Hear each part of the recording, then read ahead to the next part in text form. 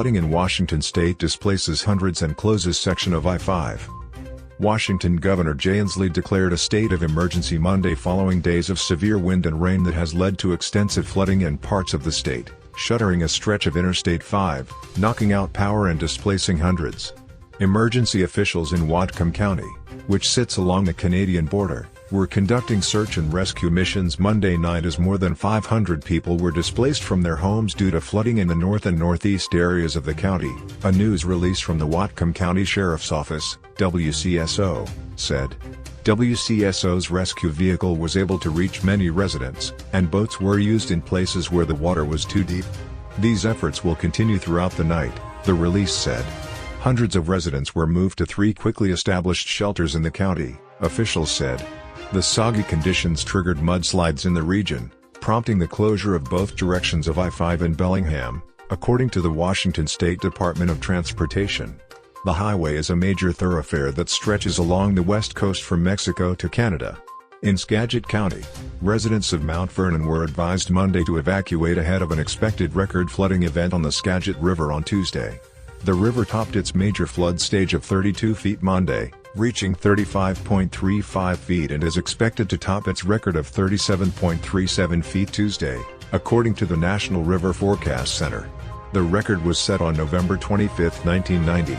Parts of the city, about 60 miles north of Seattle, are protected by levees and residents in those neighborhoods are advised to keep an eye on emergency notifications. Evacuation is the best option for people to protect themselves in a severe flood event, a news release from the city said. Mount Vernon Mayor Jill Boudreau declared a state of emergency Monday, warning the city's 35,000 residents to take action over the next 24 to 48 hours to protect their homes, families, and property from floodwaters. Mount Vernon is under a flood warning until late Wednesday, CNN weather producer Robert Shackelford said. The area has received 2 to 4 inches of rain in the past 48 hours and could get another 4 inches over the next 5 days, Shackelford said. Forecast rain along with anticipated rain and snow at mountain elevations are expected to exacerbate flooding conditions, the governor's emergency proclamation said.